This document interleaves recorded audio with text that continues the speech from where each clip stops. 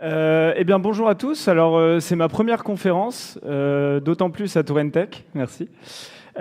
Aujourd'hui, on va voir quelques aspects, quelques éléments pour la génération suivante et pour se responsabiliser vis-à-vis de la génération suivante.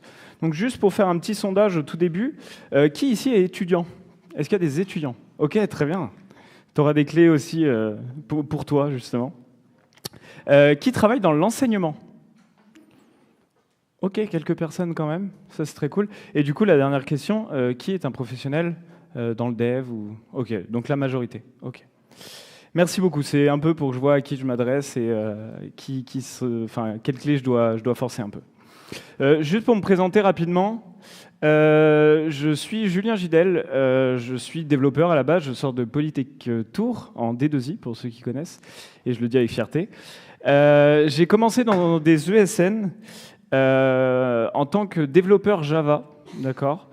Et l'ESN m'a trouvé une entreprise, un client, en PHP. Ce qui fait que tout va se suivre, vous verrez, mais en PHP. Et la Massif, ouais, vous avez la bonne diapo, la Massif, du coup, m'a recruté et j'ai été développeur, puis lead développeur de l'équipe. En parallèle de ça, je donnais des cours à Polytech Tours, en tant qu'enseignant vacataire, en réseau, en développement, en algorithmie, en tout ce dont ils avaient besoin, en vrai.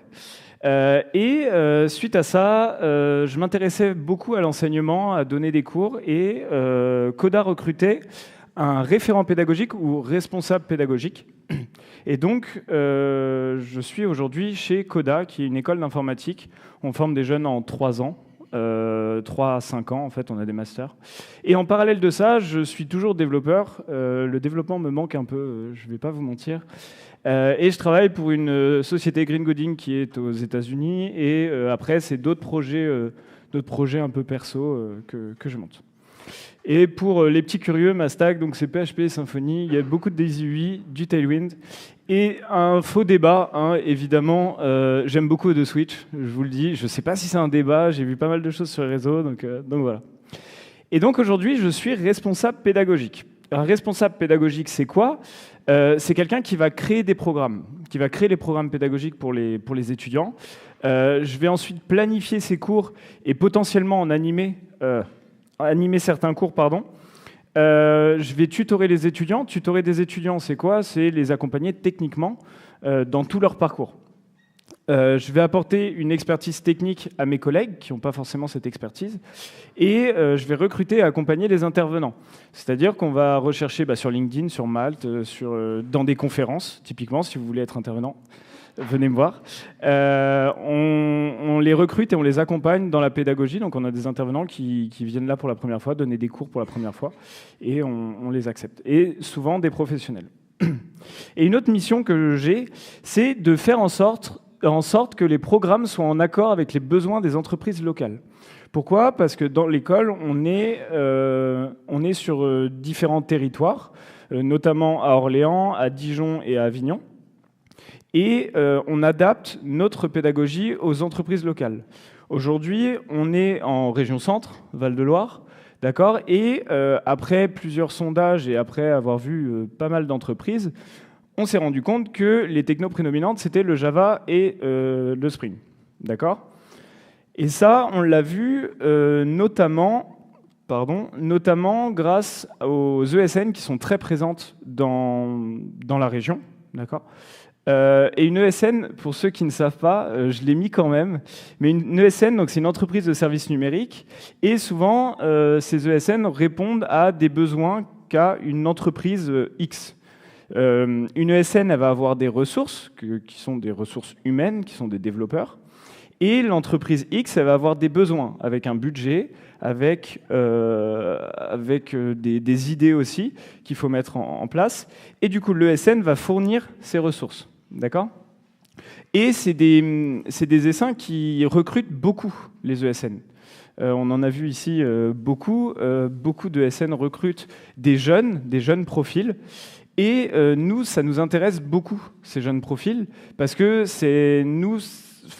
chez Coda, c'est des gens qu'on forme en réalité et qu'on aimerait placer entre guillemets, dans ces entreprises-là pour qu'ils progressent. Parce qu'on sait que les ESN, techniquement, c'est quand même quelque chose de solide. On a sondé ces ESN et elles nous ont unanimement répondu la première année, il vous faut du Java absolument. Il nous faut du Java absolument. C'est ce qu'on a fait. Pourquoi ? Pour avoir de l'alternance. Parce que chez Coda, on propose de l'alternance. Et donc, ce qu'on a fait, c'est qu'on a mis 80 heures de Java dès la première année. 80 heures, ça représente 2 semaines et demie, à peu près. 2 semaines et demie, ce qui est déjà pas mal quand on voit tout le parcours qu'ils ont fait avec tout l'apprentissage de l'APO à côté. Ils font du Java, ils font aussi du HTML, CSS la première année, tous les fondamentaux.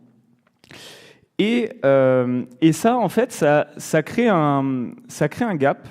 Et pour vous donner un exemple, tous les exemples que je vais vous donner sont concrets. Hein, enfin, c'est vraiment des choses qu'on a vécues. On a voulu présenter Brian. Donc Brian, il a 30 ans. Il veut devenir développeur, c'est vraiment son souhait. Il est en reconversion. Il connaît déjà plusieurs langages et il maîtrise l'algorithmie, ça c'est indéniable. Il s'est formé, il a réussi à maîtriser l'algorithmie. Et dans l'école, on l'appelait boss parce que vraiment, il était reconnu comme étant un très bon élève. Le problème avec Brian, donc il connaît HTML, il connaît JS, il connaît CSS, il connaît le Java. Du coup, le PHP, il est en première année, il a des side projects. Et du coup, nous, on se dit, c'est le profil parfait pour présenter à une ESN. Et let's go. Sauf que Brian, il a 30 ans, il n'a pas de Bac+3, et du coup, Brian, il est impossible à placer chez le client final. Et comme on l'a vu, les ESN, leur but, c'est vraiment de répondre à des offres. Et du coup, Brian, on n'a pas pu le placer, et il a dû partir de l'école, du coup, parce qu'on ne pouvait pas le placer en alternance. On a aussi Yacine. Donc lui, Yacine, très bon, il a 18 ans à peu près. On lui a présenté une offre, et pour cette offre, il a refait tout le site de l'entreprise. Il a montré qu'il était déterminé et qu'il voulait être embauché. Il a une application sur les sites App Store, Apple Store, etc., qui a à peu près 150 utilisateurs actifs. Aujourd'hui, il est plus à 200, 400, pour apprendre le japonais ou le chinois. C'est un étudiant qui est déterminé et qui a de très bonnes notes. Et sauf que lui, on n'a pas pu le placer. Pourquoi ? Parce qu'il était trop compétent pour un alternant.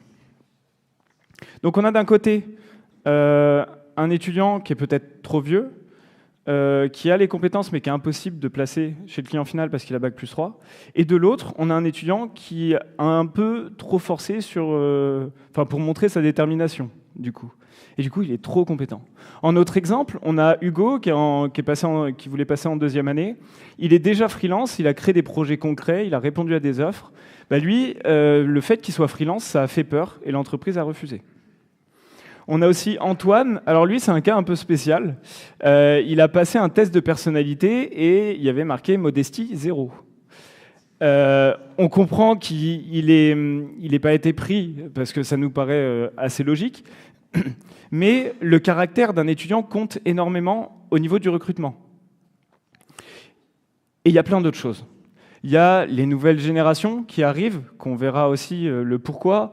Cette slide est volontairement en bordel, hein, d'accord ? Il y a personne, notamment, pour s'occuper de lui dans l'entreprise. C'est difficile de trouver une mission. On a plein d'excuses comme ça. Et du coup, ça crée une différence entre le monde professionnel, entre les écoles et les étudiants. Parce que les étudiants ne savent plus où se placer. Les écoles essayent des choses en collaboration avec les entreprises, mais ça ne marche pas forcément. Et le monde professionnel, on ne va pas se mentir, il y a des financements aussi qui pêchent un petit peu, mais le monde professionnel a du mal avec, notamment, il y a eu des écoles bootcamp, il y a eu des choses comme ça, où ça a un peu rebuté les professionnels. Et donc, ce qu'il faut qu'on fasse aujourd'hui, c'est vraiment de collaborer, de nous accompagner mutuellement, d'être ensemble pour préparer la génération suivante. Et ce qui se passe aujourd'hui, on a notamment deux choix, hein, c'est pilule rouge ou pilule bleue. C'est soit on se plaint de la génération qui arrive, soit on choisit d'agir. Alors la pilule bleue, c'est quoi ? On va rester dans une réalité qui est biaisée, D'accord? On reste dans la réalité qui nous arrange, on passe notre temps à se plaindre. On connaît tous un peu ce collègue, je pense, qui se plaint beaucoup. Et il y a la pilule rouge, on essaie de se reconnecter au monde réel et on essaie d'agir ensemble. Nous, aujourd'hui, évidemment, on va choisir la pilule rouge, on ne va pas rester dans la pilule bleue parce que ça n'a pas d'intérêt, celui-là. Et donc, dans le monde réel, il y a des petits problèmes qu'il faut prendre en compte avant de prendre des décisions. Il y a des problèmes systémiques sur lesquels on n'a pas trop d'influence, notamment les incertitudes géopolitiques avec les guerres qui bougent beaucoup l'économie aujourd'hui. Des délais incompressibles. Par exemple, si vous avez une nouvelle technologie, je ne saurais pas vous dire, mais Next.js, qui est arrivé il y a quelques années, il faut le temps pour les écoles de former les étudiants, de le mettre dans les programmes et de former les étudiants à cette technologie. Toutes les écoles ne se sont pas mises tout de suite à Next.js. Et aussi, il y a le fait qu'il y a moins d'offres et plus de candidats. Aujourd'hui, l'informatique, il y a quand même énormément d'étudiants, énormément d'écoles. Alors, il y a des écoles qui ferment, de fait, mais du coup, il y a beaucoup moins d'offres parce que le marché se ferme. Et du coup, tout ça, ça crée une incertitude. Et en plus de ça, tout le système a une forte inertie. C'est-à-dire qu'avec ces délais incompressibles, notamment, il faut en général attendre 2-3 ans, voire 4 ans, pour avoir des étudiants qui ont potentiellement la compétence. Vous voyez la nuance. Et de ça naissent des questions sans réponse. La première, ça va être pour les entreprises. Donc comment je peux être acteur de la formation? Comment je peux éviter de rester à me plaindre? Et comment je vais faire pour aider ces jeunes qui ont besoin de formation professionnelle? Pour les écoles, comment je vais rester connecté au terrain? Nous, on sonde les entreprises pour essayer de se connecter au terrain, mais il y a d'autres façons de le faire qu'on utilise aussi et qu'on verra après. Et pour les étudiants, comment je maximise mon apprentissage et comment je rentre dans ce système d'apprentissage dont j'ai besoin, je veux être développeur, comment je fais pour me professionnaliser? La seule chose qu'il ne faut pas oublier avant d'attaquer toutes les solutions et de voir tout ce qui ne marche pas, c'est ne pas oublier qu'on est un écosystème. C'est-à-dire que les étudiants ont besoin des entreprises et des écoles, les entreprises ont besoin des étudiants et des écoles, et les écoles ont besoin des étudiants et des entreprises.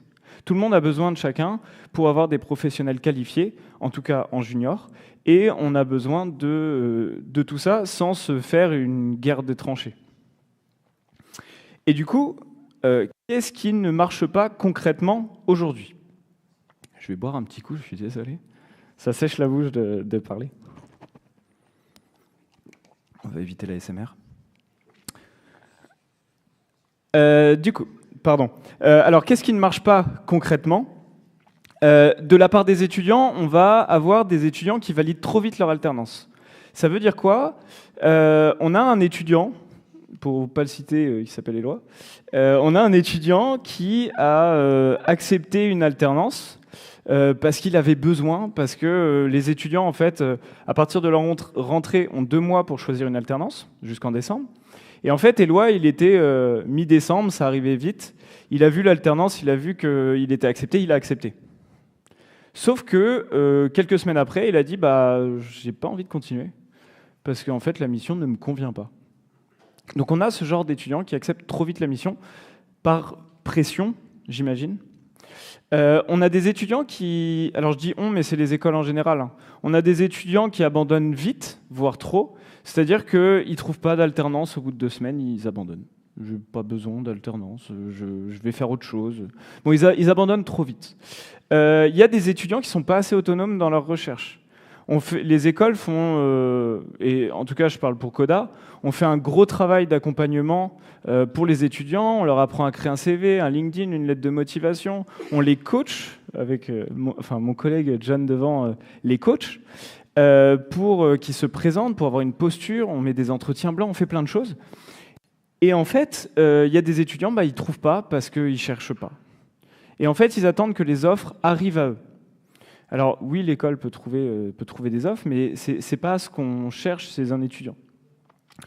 Et il y a des étudiants qui sont simplement pas intéressés par là ou les missions qui leur sont proposées et qui vont refuser tout, qui peuvent tout refuser.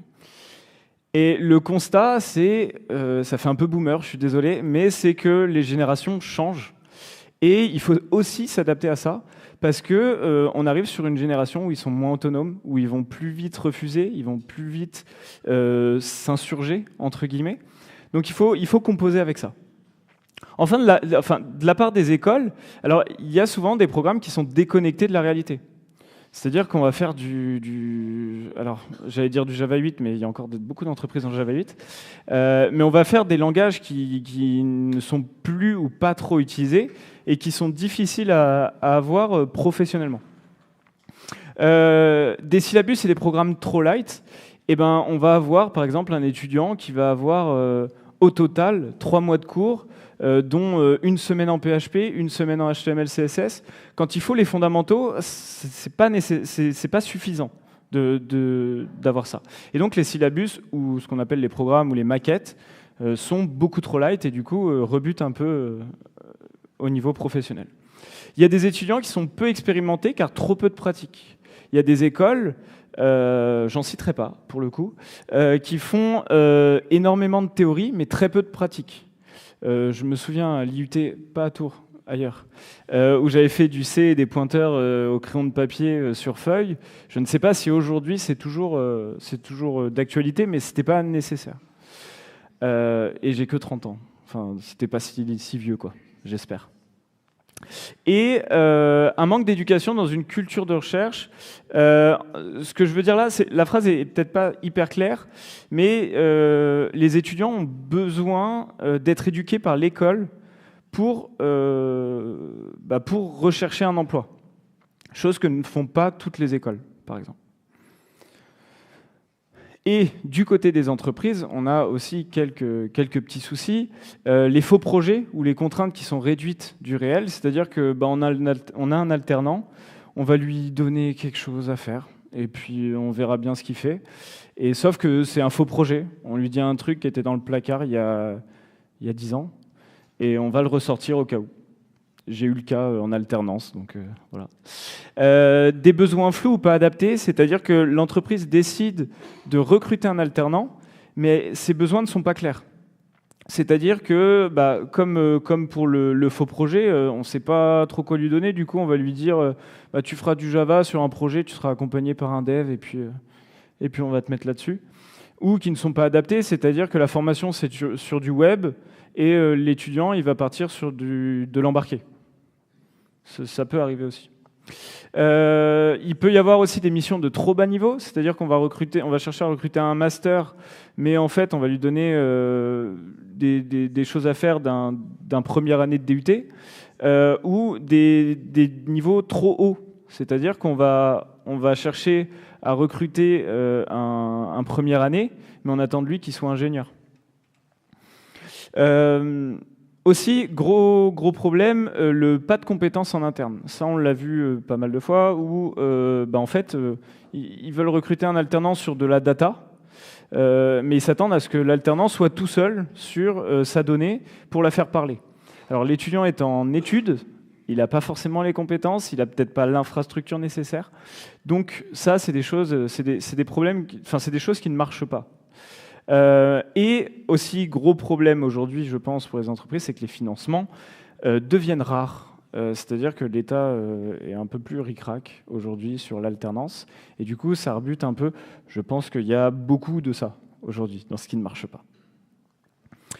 Et de ça, nous sommes responsables vraiment à tous les niveaux. C'est-à-dire que les écoles sont responsables, les entreprises sont responsables, mais les étudiants le sont aussi. Et pour rappel, c'est un écosystème. Donc quand tout le monde est responsable, il faut vraiment agir de concert.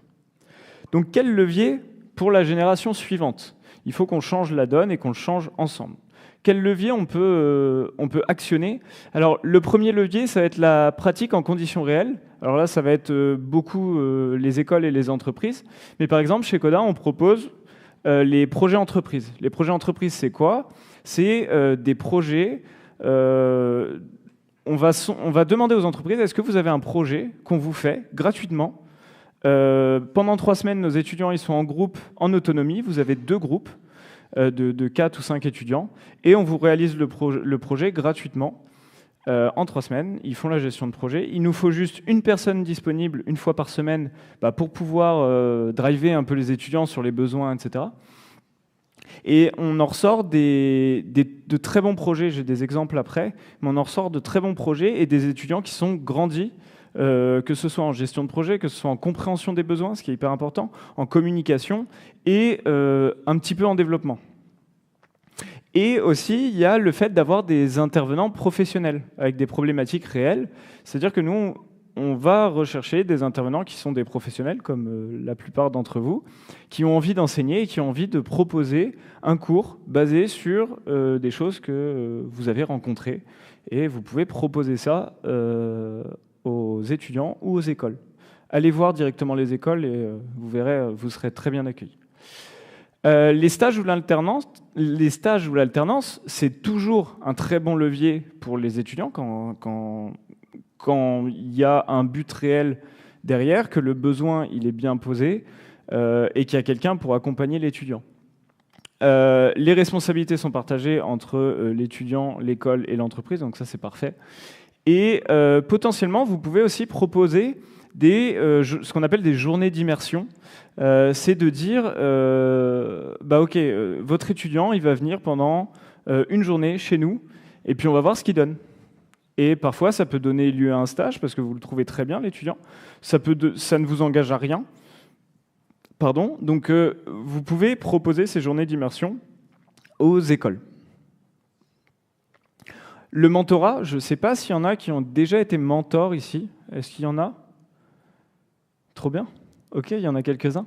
Être mentor, en fait, c'est juste soutenir un étudiant dans sa vie professionnelle. Et de ça, ça va créer un lien particulier avec un étudiant que vous allez peut-être pouvoir suivre tout au long de sa vie professionnelle au-delà de l'école. Ça va vous permettre de transmettre des connaissances ou d'éduquer l'étudiant, mais de façon très, très particulière. Enfin, c'est un cours particulier, quoi. Et si vous hésitez à donner un cours devant 30 étudiants, vous pouvez devenir mentor directement d'un étudiant et de pouvoir l'accompagner. Et bien sûr, dans les entreprises, il y a des mentorats, dans les écoles, il y a des mentorats externalisés qui sont possibles. On pense notamment au Labia qui fait ce genre de mentorat externalisé. Le 4e levier, ça va être de matérialiser les compétences. C'est un petit geste, mais qui va permettre de partager à votre réseau ce que fait la ou les étudiants d'une école qui vous tapent un peu dans l'œil si vous vous êtes renseigné. C'est de communiquer sur les réseaux. Dès qu'un étudiant, il y a beaucoup d'étudiants qui mettent leur projet ou leur side project, leur projet d'école, l'idée c'est de republier sur LinkedIn en donnant un avis, suivez cet étudiant, je ne sais pas. De montrer la réalisation des étudiants, ça peut être aussi les écoles qui font ça en postant des choses sur LinkedIn. Et avoir des side projects à montrer, alors là c'est plus pour les étudiants, c'est de dire j'ai envie de progresser et je vais faire des side projects. En tant qu'étudiant, par exemple, vous passez 1 heure tous les jours en moyenne sur une année sur un side project. À la fin de l'année, vous avez 365 heures de plus que vos autres camarades qui ne l'ont pas fait. Et c'est quand même pas négligeable. Et enfin, le dernier levier, c'est de participer à la formation des étudiants. Vous pouvez prêter des outils aux écoles. On a une entité qui va nous prêter, par exemple, ils ont développé un outil IA en interne qui répond à toutes leurs questions et ils vont nous ouvrir les portes de cet outil pour qu'on puisse l'utiliser au quotidien dans le staff. Vous pouvez intervenir directement dans l'école ou dans les écoles. Moi, je parle parce que je parle de Coda, mais ça peut être sur d'autres écoles. Vous pouvez intervenir directement dans l'école en allant voir, je sais pas, le référent pédagogique ou la personne qui est liée aux relations entreprises, quelqu'un de l'école, et leur demander s'ils ne recherchent pas des intervenants. Et participer au job dating ou aux autres événements, notamment des conférences. Il y a des écoles qui font des conférences. Vous pouvez proposer de venir faire une conférence, ou à des entretiens blancs. Il y a aussi pas mal d'écoles qui font ça. C'est de dire aux étudiants, vous avez une fausse offre d'emploi et on va vous faire passer un entretien sur cette offre d'emploi. Et ça, on a toujours besoin de professionnels pour ça. Donc, qui ça concerne tout ça? Ça met du temps à s'afficher, désolé. Qui ça concerne tout ça? Bon, je ne vais pas vous refaire le topo de qui est concerné par quoi, mais c'est pour montrer un peu que tout ça est vraiment un écosystème et que tout le monde est toujours concerné par l'ensemble des leviers. Pour avoir un peu d'exemple de la pratique en conditions réelles, notamment sur les projets entreprises, on a eu un projet de détection de référence par intelligence artificielle. C'était pour, je peux les citer, hein, pour John Deere. Ils sont venus nous voir et nous ont dit OK, on a des chemises de moteur où il y a les pistons, les bielles, etc.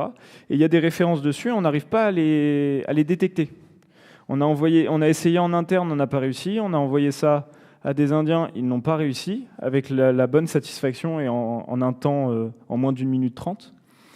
Et ils nous ont proposé ce projet en se disant peut-être que les étudiants ils auront une autre vision de ça. Et il s'est trouvé que les étudiants avaient une autre vision, c'est que le problème c'était la lumière, parce que ça faisait des reflets. Et nos étudiants se sont dit le problème c'est la lumière, on va la retirer. Et chose que personne n'avait pensé avant. Donc ils ont mis les choses dans un carton, ils ont mis la lumière comme ils voulaient.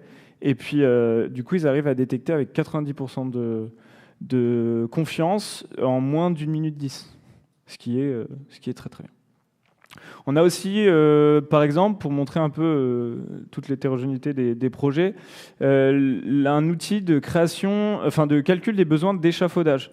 On donne une surface, on donne un peu toutes ces informations, et ça nous calcule exactement quel besoin j'ai en échafaudage. Et il y a aussi, alors ça c'était pour le compte du ministère de la Transition écologique qui est venu nous voir en nous disant nous on a des fichiers CSV, on a un outil qui accepte qu'un seul format, et on a besoin de faire matcher parce que tout le monde met un peu ce qu'il veut dans les CSV. Et du coup, nos étudiants ont créé un outil de data matching. Alors je ne sais pas où ça en est aujourd'hui, mais en tout cas, l'outil tel qu'il a été rendu par les étudiants était prêt à être mis en prod et il faisait tous les tests de sécurité. C'est peut-être ce qui peut pêcher en général avec des choses. Et c'était qu'en première année. Donc voilà, niveau sécurité, bon. Au niveau du deuxième levier, on a plusieurs exemples, notamment sur des stages, sur des missions de stage. On a par exemple le développement et l'amélioration d'un jeu vidéo existant, où il y a des étudiants, ils s'éclatent là-dedans. C'est un de nos intervenants qui a proposé ça, et qui a proposé un stage dans j'ai un jeu vidéo, je le développe depuis quelques années. Est-ce que vous n'avez pas des étudiants qui peuvent l'améliorer et faire en sorte qu'il continue? Il y a une journée d'immersion qui s'est transformée en stage. Alors on a eu quelques journées d'immersion, dont une qui s'est transformée en stage pour un de nos étudiants, parce qu'ils l'ont kiffé, ils ont adoré l'étudiant, et du coup ça s'est concrétisé. Pour le mentorat, oui, le mentorat, on a eu des mentors qui étaient pas mal investis dans l'ensemble du cursus des étudiants. Et on a notamment un mentor qui a mis en relation un étudiant avec une autre entreprise partenaire, et du coup, ça s'est transformé en alternance, ou directement le mentor qui a vraiment adoré son mentoré, et du coup, qui l'a engagé comme alternant directement. Donc ça peut mener sur d'autres choses, par effet papillon, j'ai envie de dire. Pour le quatrième levier, on va avoir la communication sur réseau. Nous, c'est des exemples que j'ai, mais on a des étudiants qui partagent là, il y a un side project, DailyFit, qui est un calendrier de l'Avent. Un de nos étudiants a fait ça, qui est un calendrier de l'Avent et qui donne un exercice à faire par jour. Aujourd'hui, jour 1, 1er décembre, faites des squats. Voilà, faites 60 squats. Et vous les faites, et puis ça vous fait un calendrier de l'Avent. Et l'idée, c'est de juste partager ce que disent les étudiants, et en tant qu'étudiant, de partager ce que vous faites aussi. C'est hyper important pour être visible. Et enfin, sur le cinquième levier, c'est ce que je vous disais, notamment le partenaire qui nous fournit son outil d'IA, et on a des conférences qui sont réalisées par nos partenaires et qui intéressent beaucoup nos étudiants et qui sont, pour certaines écoles, pour nous, ça l'est, mais pour certaines écoles, je sais qu'aussi ça l'est, ouvert à l'extérieur. Donc ça vous permet aussi de faire du réseau en tant qu'entreprise. Et de ça, pour actionner ces leviers au mieux, les écoles, elles ont besoin des entreprises, les entreprises ont besoin des écoles, et bien évidemment, on a besoin d'étudiants pour faire la transmission de tout ça quand même. Donc, comment préparer la génération suivante? Comment on va faire? Là, l'idée, c'est de vous donner, en tant que professionnel, quelques leviers très simples que vous pouvez actionner directement en sortant de la conf, très rapidement. Le premier, ça va être de contacter les écoles. Contacter les écoles, savoir si elles n'ont pas besoin de quelque chose. Juste de dire bonjour, est-ce que vous avez besoin de quelque chose? Et souvent, les écoles répondent. On a besoin de mentors, on a besoin de stages, d'alternance, de conférenciers, de gens qui ont envie de commencer la pédagogie. On a besoin de tout ça. Le deuxième, ça va être de voir avec votre entreprise. Pourquoi? Parce que souvent, les entreprises, elles ont potentiellement, sur les gros groupes, il y a des partenariats avec des écoles.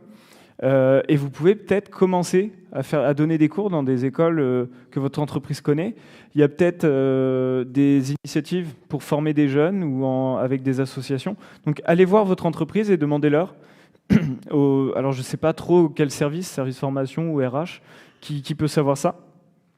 Le troisième, ça va être de partager sur les réseaux, essayer de suivre des étudiants que potentiellement vous connaissez, ou que quelqu'un qui connaît quelqu'un qui connaît quelqu'un connaît, de partager les travaux des étudiants et juste de cliquer sur republier. Ça peut aider, ça peut beaucoup aider.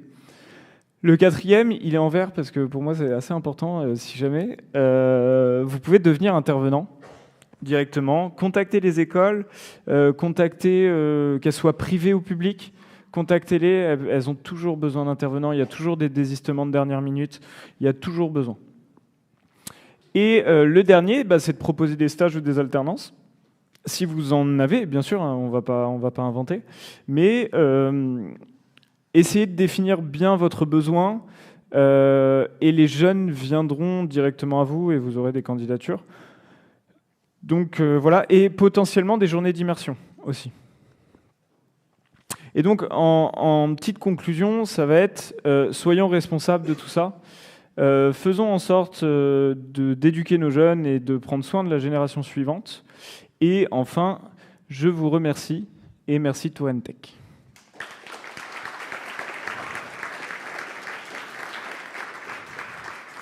Vu que c'est ma première conf, si vous pouviez laisser un petit feedback, je serais d'avis. Savoir si c'était bien et que je continue ou si je m'arrête là dès aujourd'hui. Et j'avais prévu un temps de questions-réponses, donc si jamais vous avez des questions, je peux apporter des réponses. À moins que j'ai été super clair et que... Oui. En tant que professionnel, on a accueilli des stagiaires, et le stagiaire qu'on a eu était catastrophique parce qu'il était tout le temps lié. Et malgré qu'on l'accompagne le plus possible, il y avait toujours ce rapport à l'IA qui était indéfectible. Quelle est l'approche qu'on peut avoir par rapport à ces jeunes face à ces défis qui, du coup, entravent l'apprentissage? Par rapport à l'IA, tu veux dire? Alors, la question, c'est comment on fait, en gros, comment on fait avec des jeunes qui utilisent beaucoup trop l'IA et qui sont du coup catastrophiques. J'ai pas de réponse là comme ça, je t'avoue. Nous, ce qu'on fait, c'est qu'on n'interdit pas l'IA, en tout cas. On la déconseille fortement et de le prendre comme un outil, en tout cas, dès la première et la deuxième année. Aujourd'hui, l'IA, alors ça ferait l'objet d'une deuxième conf, je pense, mais en fonction du feedback. Mais l'idée, comment dire, c'est d'éduquer les jeunes. Si le stagiaire était catastrophique, c'est sûrement que... Bon, il y a eu un problème aussi au niveau du recrutement, peut-être. Il était forcé? Ah, bon, là, je peux rien faire. Mais j'ai pas de réponse claire. Il aurait fallu peut-être un peu plus de contexte. Mais c'est vrai que les jeunes et l'IA aujourd'hui, c'est un peu compliqué. Il y a des compétences fondamentales qui se perdent. Et en entreprise, je vois de quel contexte tu parles du coup, mais en entreprise, il n'y a pas toujours ce suivi de la technologie. C'est-à-dire qu'il y a des entreprises où l'IA est interdite complètement. Et du coup, l'étudiant se retrouve à poil, clairement. Donc, il y a aussi l'école qui n'a pas fait son job, je pense. Alors, il y a une part de l'étudiant qui est très forte, mais il y a une part de l'école qui ne l'a pas éduqué à ne pas utiliser l'IA et à ne pas assez bien le former sur les basiques, HTML, CSS, vous connaissez tous les basiques. Donc, bon, je n'ai pas de réponse exacte, mais j'ai essayé de tourner autour. Ouais. Oui. Ah, pardon. Ah, il reste 15 minutes? Ah oui, effectivement. Bah, posez des questions, si vous voulez. Ouais, j'ai parlé un peu vite, pour le coup. Ouais.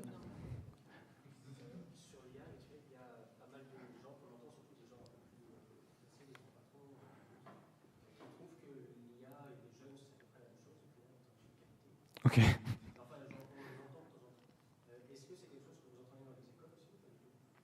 Qu'on entend dans les écoles?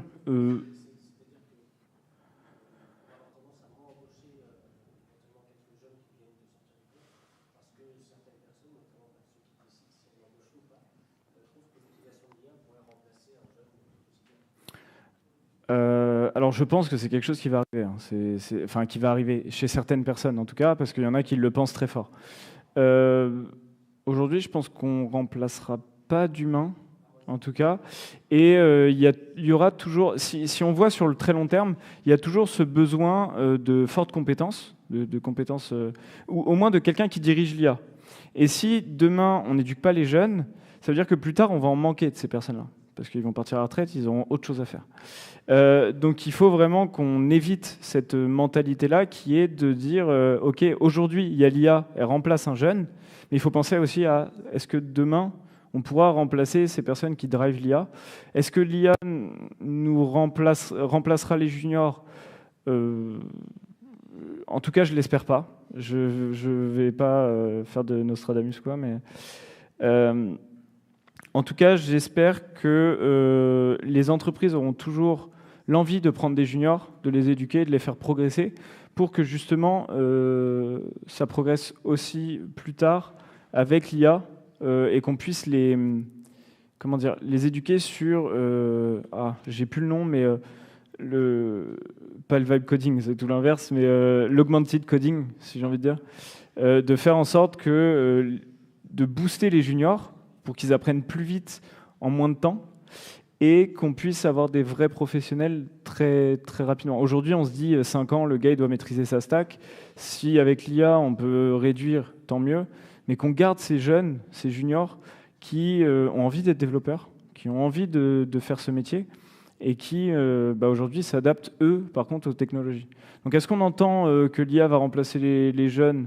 Oui, avec les entreprises, forcément. Est-ce que c'est une vérité? Je pense pas. Donc, oui, je pense. Ouais, John. Pas forcément dans le moindre recrutement, mais plus dans les types de missions en fait, sur lesquelles ils sont positionnés. On va voir par exemple de la rédaction de code, de documentation, pardon, qui en fin de compte à l'époque était fait par des alternants. Aujourd'hui, on le voit beaucoup moins en fait. Parce que du coup, c'est l'IA qui va effectivement prendre cette tâche-là et on n'a plus besoin d'alternants pour ce genre de mission-là. Par contre, on va quand même avoir besoin d'un alternant pour même ne serait-ce que générer du code, parce qu'on a besoin de quelqu'un qui le comprenne. Et on a déjà eu le cas avec des entreprises qui ont fait full IA sur leur application, n'étant pas eux-mêmes des techs. On se retrouve avec de la duplication de code et des failles de sécurité dans tous les sens. Donc, il y a un moment donné, je ne pense pas qu'aujourd'hui l'IA puisse remplacer les étudiants. Et au contraire, nous, il faut qu'on forme les étudiants à bien utiliser l'IA pour être aussi un atout pour. C'est ça. Ouais. Oui. Merci à toi d'être venu.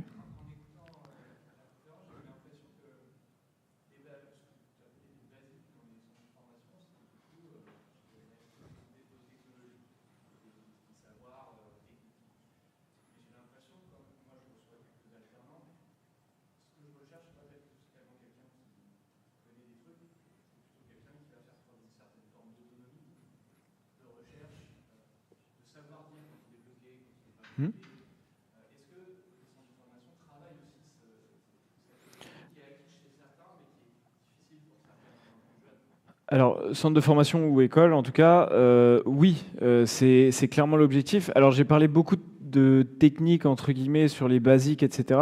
Mais il y a dans beaucoup d'écoles des cours sur le savoir-être, savoir-vivre. Et ce qu'on répète beaucoup aux jeunes, enfin, ce que moi, je m'amuse à répéter aux jeunes, c'est de dire que 30% de votre métier de développeur, ce sera du code. Les autres 70%, ça va être autre chose. Ça va être de la communication, ils ont des cours. Ça va être que ce soit de la communication avec votre manager, avec vos collègues, etc. Le travail de groupe, parce qu'à partir du moment où on est deux, et on est toujours au moins deux, c'est-à-dire le développeur et le client, on forme un groupe, donc il y a une communication de groupe. Il y a des cours de création d'une présentation efficace pour faire un rapport. Enfin, il y a tous ces soft skills qui sont hyper importants et qui sont enseignés dans les écoles. Effectivement, dans la conf, j'ai parlé beaucoup de fondamentaux, etc. C'est clairement pas le plus important. Disons que nous, nos étudiants, par exemple, ils ont un projet en fin d'année, à la première année, ils ont un projet de fin d'année. Ils sont notés sur la technique, mais ils sont notés sur comment ils ont géré le groupe, comment ils étaient autonomes, parce qu'ils sont en full autonomie de chez eux, etc. Comment ils ont communiqué avec le client, comment ils ont fait leur soutenance, s'ils ont bien travaillé en groupe, etc. Et ça fait 70% de la note. Et les restes des 30%, c'est le code. Donc oui, effectivement, aujourd'hui, les compétences qu'on va rechercher chez un étudiant, c'est pas qu'il sache des choses, mais qu'il sache être quelqu'un. Enfin, si je peux... Ouais. Donc oui, effectivement, c'est quelque chose que les centres de formation enseignent de plus en plus, en tout cas. Et je pense que l'IA participe pas mal à ça. Dans le sens où, aujourd'hui, ce qu'on va rechercher avec l'IA crée une base de données avec des users, un login form et un register form. Ça, l'IA, on l'a fait des centaines de fois, elle sait le faire en plus. Et c'est pas ce qu'on va rechercher chez un junior. On va rechercher à ce qu'il sache faire plus que ça et à son comportement. Donc l'IA, aujourd'hui, est capable de faire des choses ingrates, si j'ai envie de dire.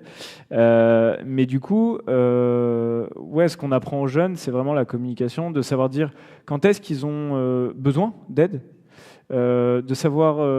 on leur demande aussi pourquoi tu as utilisé l'IA, d'essayer d'avoir un esprit critique sur pourquoi tu as utilisé l'IA, et sur l'ensemble de leur projet, on leur demande un readme avec pourquoi tu as utilisé l'IA, etc.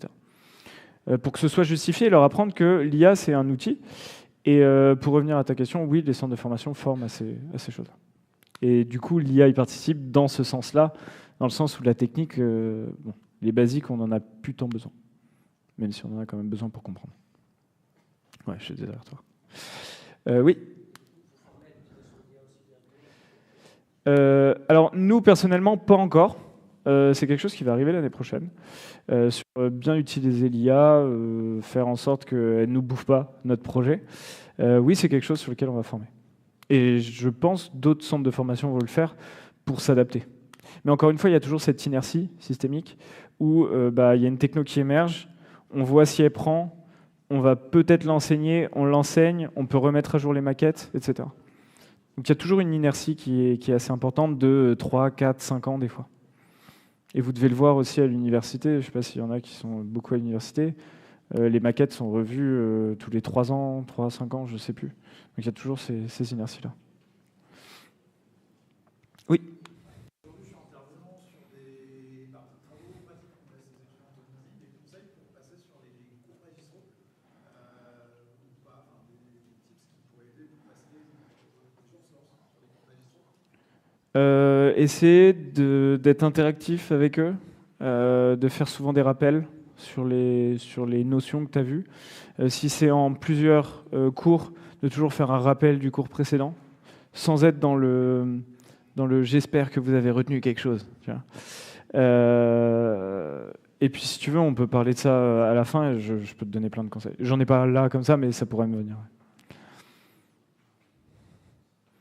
Pas d'autres questions ?